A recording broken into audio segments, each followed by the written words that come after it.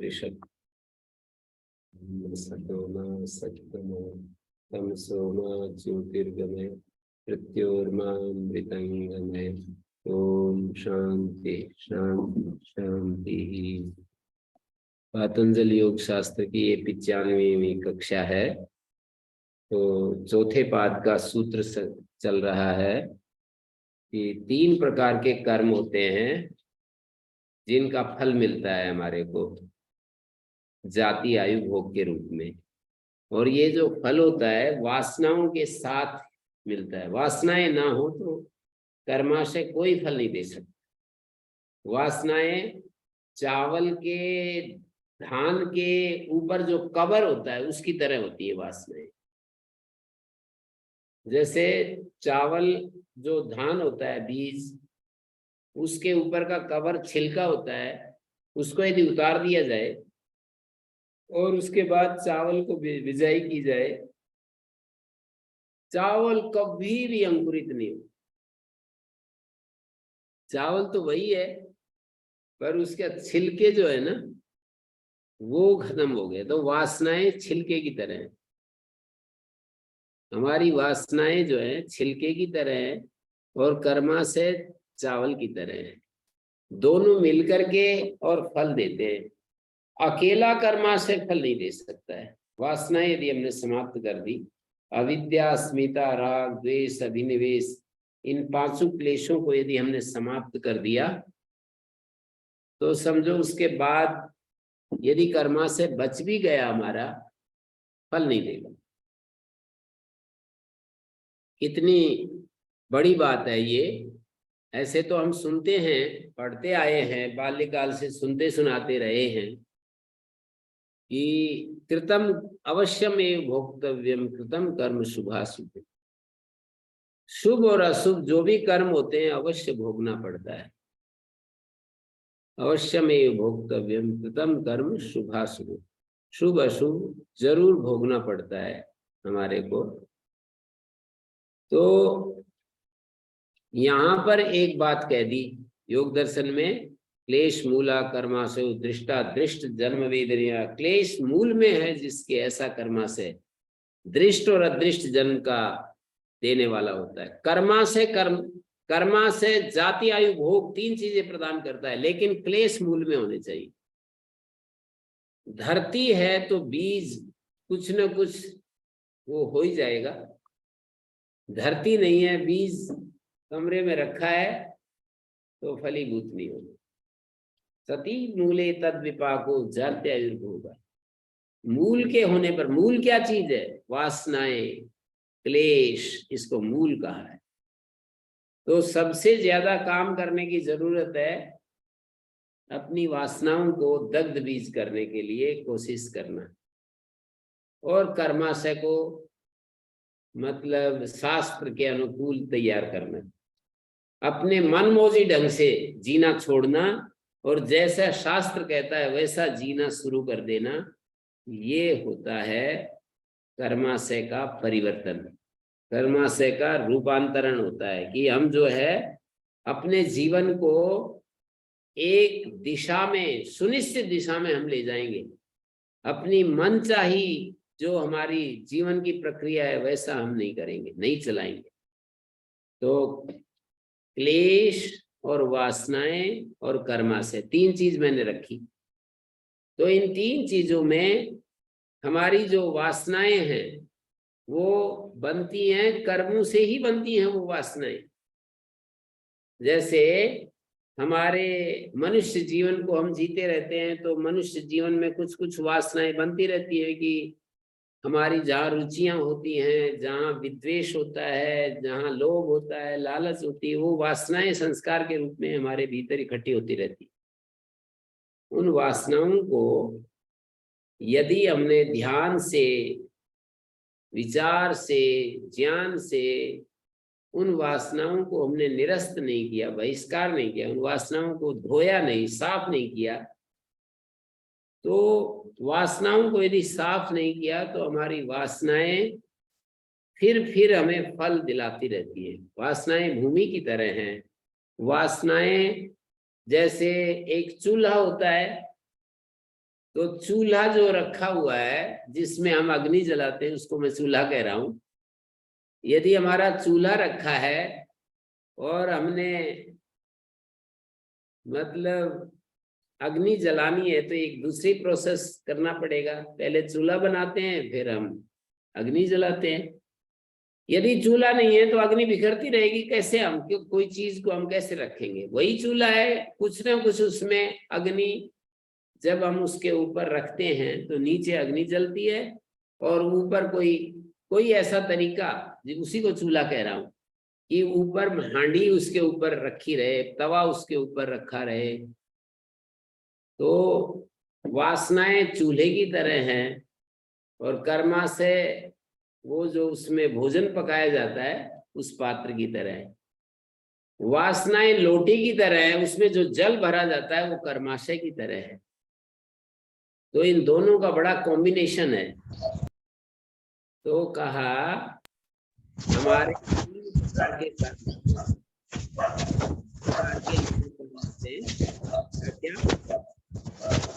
शुक्ल कर्म, एक कृष्ण कर्म और एक होते हैं शुक्ल कर्म, कृष्ण कर्म, मिश्रित कर्म।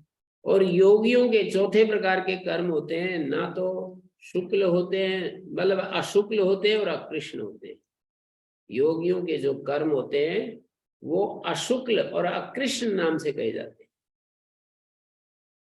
अशुक्ल इसलिए है कि वो कर्म फल को छोड़ देते हैं, मतलब उनकी कोई इच्छा ही नहीं है कि हमने जो कर्म किया है उसका फल हमें मिले।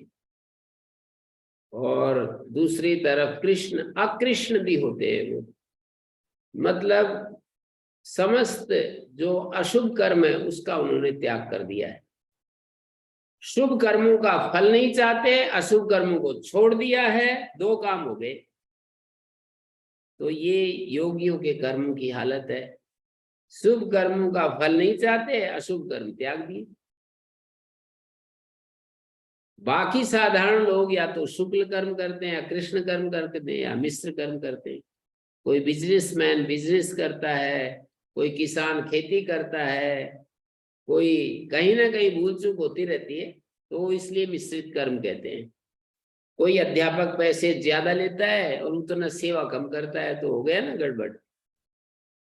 वो तो सरकार ने तो ठीक है एक नियम, एक आशीर्वाद दे करके खूब सारा पैसा दे देती है, पर यदि आदमी पैसा तनख्वाह तो ले लेता है पर उसके मन में ये अवेयरनेस नहीं है कि मुझे भी जी तोड़कर मेहनत करनी चाहिए। हमें पूरी मेहनत करके बच्चों को, चाहे एक बच्चा भी क्लास में है उसको पूरा शक्ति लगा करके हमें उसको तैयार करना है, तो फिर तो बराबर होता रहता है। नहीं तो जो है लेता ज्यादा है करता कम है, तो पाप इकट्ठा होता रहता है। फिर पाप की इकट्ठा करते समय तो मनुष्य ध्यान नहीं देता, बाद में जब फल मिलता है तो चिल्लाता है, रोता है कि मैंने तो अपने जीवन में कभी कुछ किया ही नहीं, बुरा काम क्यों हमारे ऊपर आफतें आ रही है।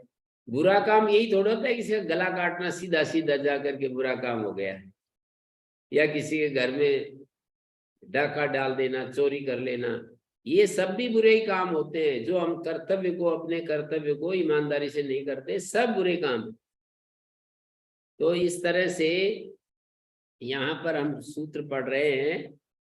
इन्होंने कहा कि ततस्तद विपाकानुगुणानाम एवं अभिव्यक्तिर्वासनानाम, कर्माशय के द्वारा उन वासनाओं की अभिव्यक्ति हो जाती है। जैसे देवताओं के लायक कर्म किए हमने तो देवताओं वाली वासनाएं जागेंगी, मनुष्योचित कर्म किए तो मनुष्यों की वासनाएं जागेंगी, और पशुओं के लायक कर्म किए तो पशुओं की वासनाएं जग जाएंगी। नरक युक्त नारकीय कर्म किए हमने अपने जीवन में तो नरक दिलाने वाली वासनाएं जग जाएंगी। और कहते हैं बहुत ज्यादा पहले वासनाएं तो पहले पहले कहीं कहीं इकट्ठी हुई हैं। बोले कोई दिक्कत नहीं, चाहे 1,00,000 वर्ष पहले इकट्ठी हुई हैं, 1 करोड़ वर्ष पहले कोई इकट्ठी हुई थी, वो तो बिल्कुल वो सेफ रहती है, उसमें कोई परिवर्तन नहीं होता। वो तो ज्ञान के द्वारा तो वासनाएं हट जाती है, अपने आप नहीं हटती। ज्ञान के द्वारा तो हट जाती हैं, लेकिन वासनाएं अपने आप नहीं हटती है।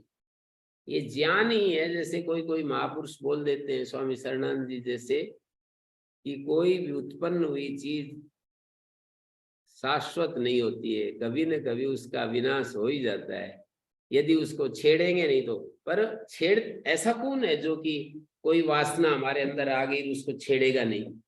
वो तो दोबारा फिर राउंड में आ जाता है, चक्कर में लपेटे में आ जाता है।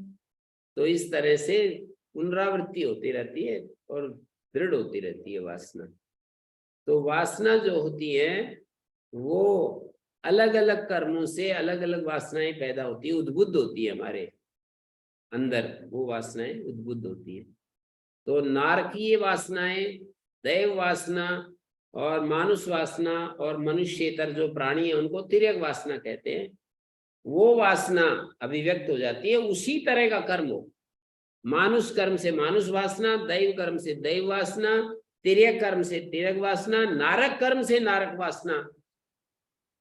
ये व्यवस्था किसी के दिमाग में समझ में आ गई तो उद्धार हो जाएगा कि भाई जैसा कर्म करेंगे उसी जाति की वासना पैदा हो जाए। जग जाएगी, पैदा क्या हो जाएगी, वो तो है पहले से, केवल जगना मात्र है। जैसे बीज में पहले से ही वो ताकत है, पर ऋतु आने पर, वर्षा होने पर अपने आप धरती में हरियाली, फूल, घास आ जाती है, क्योंकि बीज पहले से ही है, तभी तो आती है। ना हो तो कहां से आ जाएगा? मैंने देखा कुछ ये जो कांग्रेस घास है, इसको मैं बिल्कुल पसंद नहीं करता हूँ, उसको उखाड़ देता हूँ। खेत में जाता हूँ तो उसको उखाड़ देता हूँ।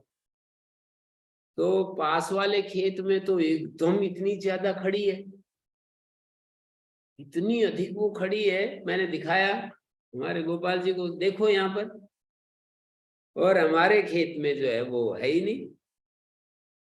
तो प्रयत्न किया गया कभी व्यर्थ नहीं जाता। जिस दिशा में हम प्रयत्न करते हैं वो व्यर्थ नहीं जाता। मैं यहीं पर देख लो आप, हम जहां भी कांग्रेस घास दिखे अपने इर्द गिर्द कहीं पर भी, उसको उखाड़ दो तो अब आपको देखने के लिए मिलेगा कि वहां वो धीरे धीरे कम हो जाएगी। फिर जब उसकी तरफ ध्यान नहीं देंगे फिर धीरे धीरे बढ़ जाती है, पर उसकी तरफ ध्यान देंगे जब पैदा हो तभी उखाड़ दो। तो वो फिर हमारा अंतःकरण भी बिल्कुल ऐसा ही है, भूमि की तरह ही है। इसमें कोई भी वासना खड़ी हो, जागे, उसको, उसी को ज्ञान के द्वारा उसको दग्ध कर दो। ज्ञान का प्रयोग कैसे किया जाता है कि ये व्यर्थ है, इससे मुझे कुछ मिलना जुलना नहीं है, मेरे हानि के सिवाय कुछ नहीं होगा, ऐसा विचार करने से वासनाएं निर्बल हो जाती है, कमजोर होती चली जाती। ऐसा ही सोचने मात्र से कमजोर हो जाती है। अभी इससे तेरे को कुछ मिलना नहीं है, इससे तेरी हानि ही होगी। कितनी बार तूने अपनी इच्छाएं पूर्ति की हैं और फिर भी तेरा मन वैसा का वैसा है, और ज्यादा बल्कि इच्छा प्रबल हो जाती है। तो ऐसे विचार करने से ही वासनाएं शिथिल होती जाती। अगले सूत्र में कहा, जाति देश काल व्यभिदा नाम अपि अनंतरियम स्मृति संस्कार एक रूपत्वात्। ये शब्द की रचना की दृष्टि से संस्कार स्मृत्यो ऐसा बनना था सूत्र। अल्पास्तरम, कम अच वाले शब्द का पहले प्रयोग होता है, अधिक अच वाले का बाद में प्रयोग होता है। संस्कार और स्मृति एक रूप होती है। जैसा हमने कोई एक्सपीरियंस लिया है, वैसा कोई हमने जैसा काम किया वैसा अनुभव होता है। जैसा अनुभव हुआ वैसा संस्कार बन गया, जैसे संस्कार वैसी फिर स्मृति आ जाती है। तो संस्कार और स्मृति एक रूप होती है। 1 करोड़ वर्ष पहले कोई संस्कार हमारे चित्त में बैठा, वो 1 करोड़ साल तक भी ऐसे ही रहता है, शास्त्रीय कहता है। उसका कुछ भी नहीं बिगड़ता है, ऐसे रहता है। जैसे कि मैंने पूछा, एक पशु चिकित्सक से, मैंने कहा आप ये जो सीमन रखते हो इसमें नाइट्रोजन गैस में, ये बीज जो सीमन है आपने जो ये सप्लाई कर रहे हो, ये कितने दिन तक इसका जीवन है?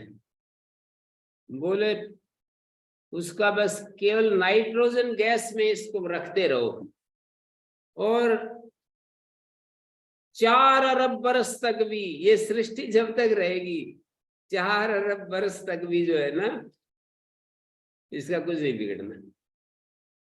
केवल नाइट्रोजन, बाहरी परिस्थितियां ठीक रखो, उसको 0 से भी नीचे -40 डिग्री पर या कितना डिग्री पर रखते हैं, तो आप इसको 4 अरब वर्ष तक, सृष्टि का काल 4 अरब 32 करोड़ वर्ष बताते हैं, तो इतने दिन तक भी रखे रहोगे, क्योंकि सृष्टि प्रलय होगी तो वो भी कैसे रखेंगे हम, वो व्यवस्था ही खत्म हो जाएगी, बस तभी खत्म होगा, नहीं तो तब तक ये बिल्कुल जिंदा रहेगा। ये जो सीड्स हैं, बीज है ना, वो ऐसे, तो हमारे अंतःकरण में भी जो बीज है ना, वो ऐसे पड़े रहते हैं, और ये बीज तो प्रलय के बाद भी फिर वैसे ही आ जाते हैं। ये भौतिक बीज तो चले जाते हैं, पर ये बीज तो प्रलय के बाद भी फिर ऐसे के ऐसे आ जाते हैं।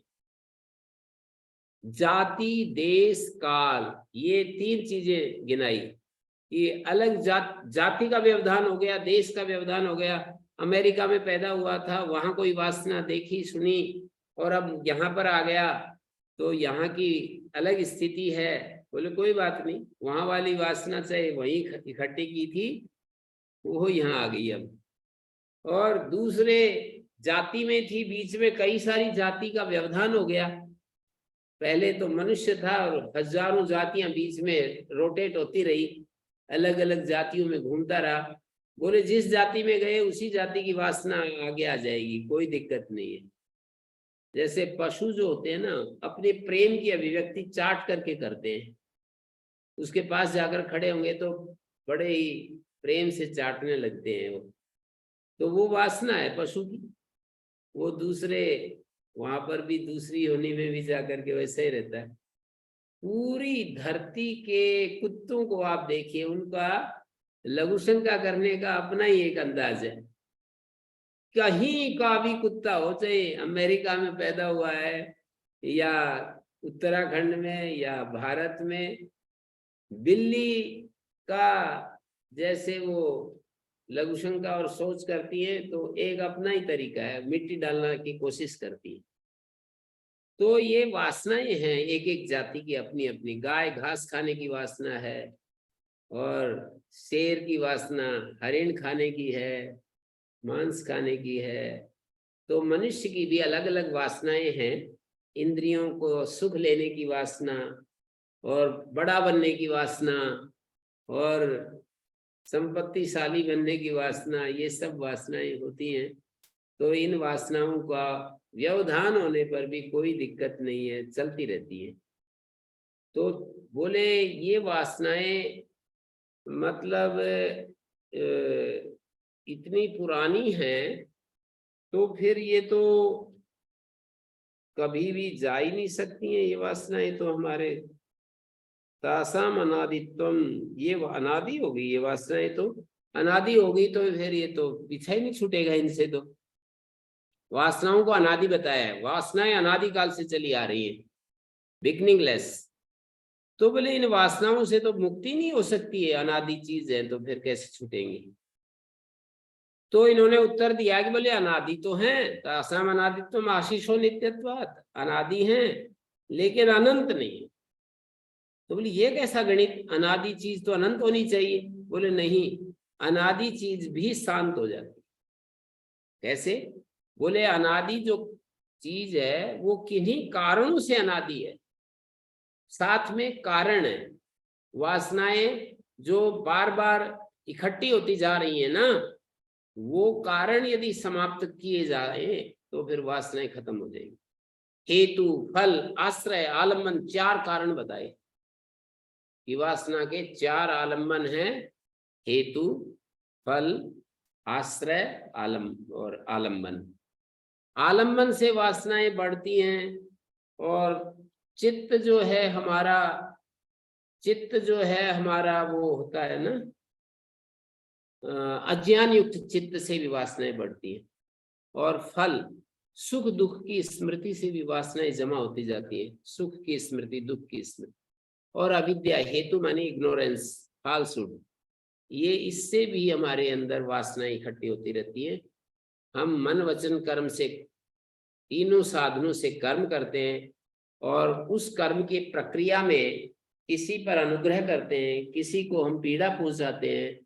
अनुग्रह और पीड़ा से हमारे भीतर धर्म और अधर्म का संचय होता है। धर्म से सुख मिलता है, धर्म से दुख मिलता है। सुख दुख से प्रेरित होकर फिर हम मन वचन कर्म का प्रयोग करते हैं और उस कर्म के प्रयोग, कर्म करते समय वही प्रोसेस बार बार दोहराते हैं। किसी को सुख देंगे, किसी को दुख देंगे, और हम अपनी वाणी से, मन से और शरीर से, तीनों साधनों से, जैसे कि हमने किसी को सुख दिया या किसी को दुख दिया, तो ये सुख और दुख का जो प्रोसेस है वो निरंतर चलता रहता है हमारे जीवन में। तो फिर हम क्या करें? तो बोले कि इन चारों पर काम कर दो, वासनाएं खत्म हो जाएंगी। हेतु, अविद्या को मिटाओ, हेतु मानी अविद्या, और फल और आश्रय और आलम्बन। आश्रय का मतलब चित्त, अज्ञान युक्त चित्त आश्रय है वासनाओं का। जो अज्ञान युक्त चित्त है वासनाओं का आश्रय है। और आलम्बन, इन चारों को यदि हमने संभाल लिया, मतलब इनको, इन पर काम किया, तो वासनाएं जो है ना समाप्त हो जाएंगी धीरे धीरे धीरे धीरे। यदि ये चार चीज खत्म कर दी हमने तो वासनाएं खत्म हो जाएंगी अपने आप। तो बोले अनादि होते हुए भी अनंत नहीं, वासनाएं समाप्त हो जाएंगी। और वासनाएं यदि समाप्त हो गई तो कर्माशय वासनाओं को जगा करके फलीभूत होता है। वासनाओं को जगा कर कर्माशय फलीभूत होता है।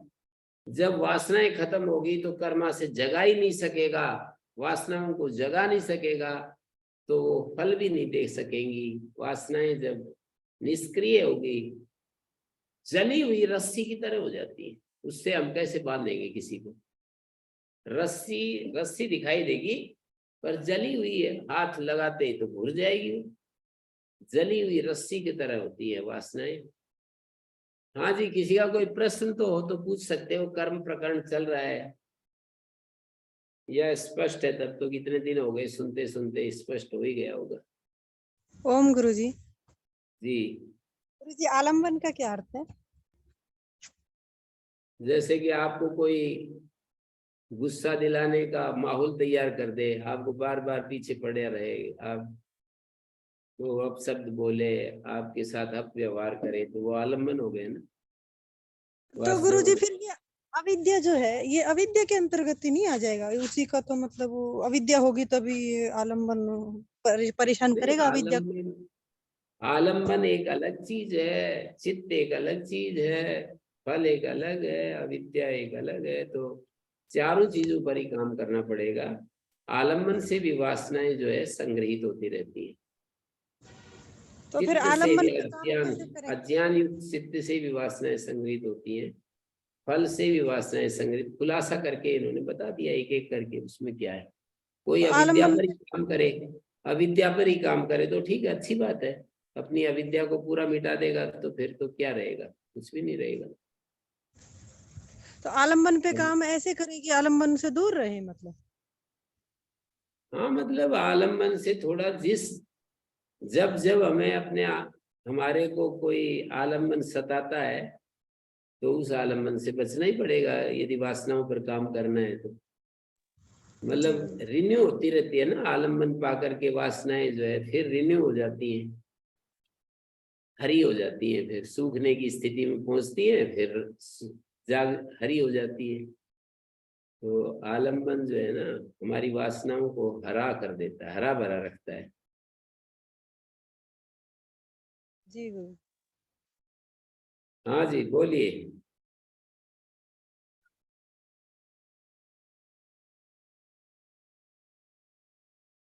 ठीक है, तो आप सबको धन्यवाद। आलम्बन का कोई उदाहरण हो सकता है, आप बता सकते हैं गुरुजी? क्या बता सकते हैं? आलम्बन का कोई उदाहरण, एग्जाम्पल? आलम्बन का उदाहरण ये सारी दुनिया में, और क्या आलम्बन ही है सारे। जो आदमी को टीवी पर तो तरह तरह के, यूट्यूब पर ये जो अलग अलग प्रकार के जो सोशल मीडिया पर, और ये सारा जो पोस्टर है, सारी मूवीज है, इनमें हमारे मन को उत्तेजित करने वाले चित्र, हमारे मन को उत्तेजित करने वाले शब्द, हमारी इंद्रियों को सक्रिय करने वाली जो चीजें हैं। एक शराबी को हम गुरुकुल में रखें और एक शराबी को अपने साथियों में बिठा दें, अब उसके मन की स्थिति का अध्ययन करके देखो, समान रहेगा कि कुछ फर्क रहता है। एक शराबी को यहाँ गुरुकुल के माहौल में रखिए, उसकी इच्छा हो छोड़ने के लिए, गुरुकुल में शराब देखने को भी नहीं मिलती, सुबह शाम तक ऐसे विरोध में ही बातें चलती है। तो एक तो ये है माहौल, और एक है अपने साथियों में रोज सायंकाल बैठ करके वो पीता है। बड़ा मुश्किल है, मैंने देखा है कि शराबी रोज रोते रहते हैं पर छोड़ नहीं पाते, दुखी भी हैं फिर भी नहीं छोड़ पाते। क्यों? उसका एक ही कारण है कि साथियों को नहीं छोड़ पाते। संग दोष के कारण अपने साथी है ना, वो आलम्बन बने हुए हैं। ऐसे ही हम सब वो रहते हैं, साधना करते हैं तो हम सारे रहते हैं। किसी नौजवान लड़के को किसी 1 साल तक किसी एक ही कमरे में नौजवान बहन के साथ रहना पड़ जाए तो आलम्बन है ना, प्रतिकूल आलम्बन है। बहुत मुश्किल है, उसका मन बिल्कुल निर्विकार बना रहे, उसके मन में कोई विकार ही न आए। तो ये सब आलम्बन के ही उदाहरण है, और क्या है। किसी को रिश्वत मिलती है तो आलम्बन ही है ये, कि वो पुलिस में है, रिश्वत देने के लिए उसको बहुत सारे लोग मिल जाते हैं, तो आलम्बन ही है। तो आलम्बन से भी वासनाएं बढ़ती है, तो स्पष्ट ही है।